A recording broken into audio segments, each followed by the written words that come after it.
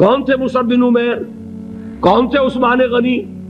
کون تھے سعد بن ابی وقاص؟ قریش کے اعلیٰ گھرانوں کے چشم و چراغ نوجوان، وہ آ رہے ہیں محمد کے ہاتھ پر بیعت کر رہے ہیں، اسلام لا رہے ہیں صلی اللہ علیہ وسلم۔ انہوں نے دیکھا یہ ہمارے غلاموں میں بھی یہ آگ پھیل گئی، یہ تو سمجھیے کہ بارود کے اندر آگ لگ رہی ہے۔ یہ ابھی تک تو قانے تھے جو ظلم ہم کر رہے تھے اس پر، لیکن ان کے اندر اگر یہ ایمان اور اسلام کی دعوت اور تحریک ان میں پھیل گئی تو ہمارا اقتدار اور ہمارا یہ پورا نظام جو ہے چوپٹ ہو جائے گا۔ یہ ہے وہ چیز جو میں نے کل آپ کو اقبال کا مصرع پڑھا سنایا تھا کہ نظام کہنا کے پاس بانو یہ مارز انقلاب میں ہے، beware of the revolution that is coming, لہذا اپنی پوری قوتوں کو جمع کرو اور کچل دو انہیں، مارو انہیں۔ یہ کام شروع ہوا ہے سن 5 سے، بلکہ 4 کہنا چاہیے، 4 سے لے کر 12 تک 8 برس اس کو کہتے ہیں پرسیکیوشن، فزیکل پرسیکیوشن، تشدد، مار پیٹ، جلانا، دہتے ہوئے انگاروں پر لٹانا، فاقے رکھنا، بھوکے رکھنا، ان کو ڈال دی گئی زنجیریں، گھروں میں بند کر دیا گیا نوجوانوں کو۔ حضرت عثمان کو چچا نے ان کے ایک چٹائی کے اندر لپیٹا اور دھونی دے دی، دم گھٹ رہا ہے، جان نکل رہی ہے۔ حضرت مصعب بن عمیر رضی اللہ تعالی عنہ، وہ نوجوان 200 درہم کا جوڑا ان کا سل کر آتا تھا شام سے تیار ہو کر، لباس معطر ہوتا تھا، جدھر سے نکل گیا پوری گلی جو ہے وہ معطر ہو گئی، انگلیاں اٹھ رہی ہیں، وہ جا رہا ہے مصعب، یہ خوشبو اس کی ہے۔ اس مصعب کے ساتھ کیا سلوک کیا؟ باپ تو مر چکا تھا، ماں نے پالا تھا، دولت بہت چھوڑ کر گیا تھا باپ، لہذا ماں نے بڑے ناز و نام میں پالا، بڑے لاڈ پیار میں، 200 درہم کا جوڑا تیار ہو رہا ہے۔ لیکن یہ کہ آپ کو معلوم ہے عرب کے اس معاشرے میں عورت کی کوئی حیثیت نہیں تھی، ماں کا اختیار نہیں تھا، چچا تھا اب سربراہ خاندان کا۔ چچا نے کہا مصعب اگر تم نے اپنے باپ کا دین چھوڑ دیا ہے تو باپ کی دولت پر بھی تمہارا کوئی حق نہیں ہے، نکل جاؤ گھر سے۔ اس نے یہ سوچا تھا کہ مصعب کے ہوش ٹھکانے آ جائیں گے، دن میں تارے نظر آ جائیں گے، ناز و نام میں پلا ہوا گھر سے نکل کے جائے گا کہاں، یہ سارا نشہ جو ہے توحید کا یہ ہرن ہو جائے گا۔ حضرت مصعب کا جواب بالکل برعکس تھا، اچھا ٹھیک ہے چچا جان میں گھر چھوڑتا ہوں۔ وہی بات جو کبھی کہی تھی ابراہیم نے، باپ نے کیا کہا تھا؟ واجرنی ملیہ، جاؤ چلے جاؤ، دفع ہو جاؤ میری نگاہوں سے۔ حضرت ابراہیم نے کیا جواب دیا تھا؟ سلام علیک ساستغفر لک ربی انہ کان بی حفیہ۔ اچھا باجان آپ کا حکم یہی ہے تو میں چلتا ہوں، آپ پر سلامتی ہو، میرا رب مجھ پر بڑا مہربان ہے، میں اس سے آپ کے لیے استغفار کروں گا۔ چل دی، یہی جو ہے حضرت ابراہیمی کی نسل ہے نا قریش۔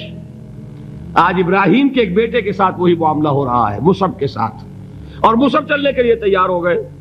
چچا نے سوچا میں سمجھتا تھا کہ ہوش ٹھکانے آ جائیں گے، یہ تو تیار ہو گیا نکلنے کے لیے، غصے میں آ کے اگلی بات کہی، یہ کپڑے جو پہنے ہوئے تم نے یہ بھی اسی مشرک باپ کی کمائی کے ہیں، اتارو ان کو۔ وہیں کپڑے اتارے، مادر زاد برہنہ گھر سے نکالے گئے، ماں کے پاس پہنچے، ماں نے آنکھوں پر ہاتھ رکھے، مصعب کیا ہوا؟ کہ ماں سے کہتے ہیں کہ ماں میں موحد ہو گیا ہوں، اور وہاں سے گئے پھر حضور کی خدمت میں کپڑے کہیں سے مانگے ہوں گے۔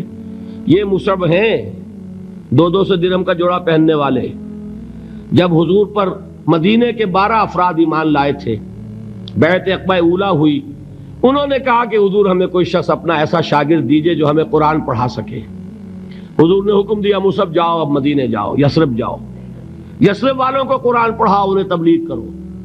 مصعب گئے ہیں وہاں، 1 سال کی کمائی 75 افراد لا کر حضور کے جھولی میں اگلے سال ڈال دیے کہ حضور یہ میری 1 سال کی کمائی ہے۔ 72 مرد 3 عورتیں، انہوں نے وہ بیعت کی تھی، بیعت عقبہ ثانیہ، جس کے الفاظ کل میں نے آپ کو سنائے تھے، بایعنا رسول اللہ صلی اللہ علیہ وسلم علی السمع والطاعت فی العسر والیسر والمنشط والمکرہ وعلی اثرۃ علینا وعلی لا ننازع الامر اہلہ وعلی ان نقول بالحق اینما کنا لا نخاف فی اللہ لومۃ لائم۔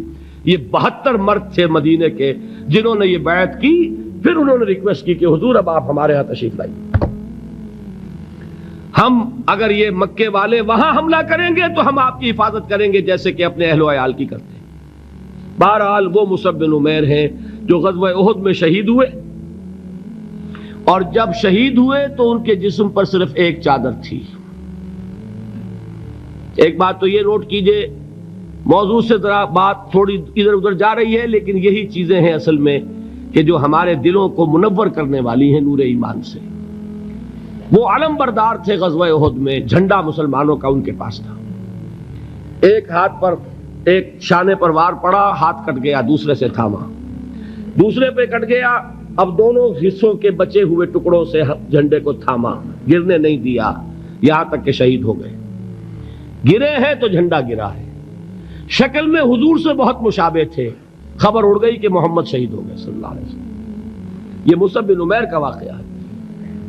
جب ان کو اب دفن کرنے کا وقت آیا، اور شہید کے لیے کفن جو ہے اس کا وہی لباس ہوتا ہے جو شہادت کے وقت ہو، حضور کے سامنے ایک پرابلم پیش کیا گیا۔ حضور، مصعب کے جسم پر تو ایک چادر تھی، اور وہ چادر بھی اتنی چھوٹی ہے، یعنی 2 گز کی چادر بھی نہیں ہے، اس سے اگر سر ڈھانپتے ہیں مصعب کا تو پیر کھل جاتے ہیں، پیر ڈھانپتے ہیں تو سر کھلتا ہے، کیا کریں؟ حضور نے فرمایا سر ڈھانپ دو چادر سے اور پیروں پر گھاس ڈال دو۔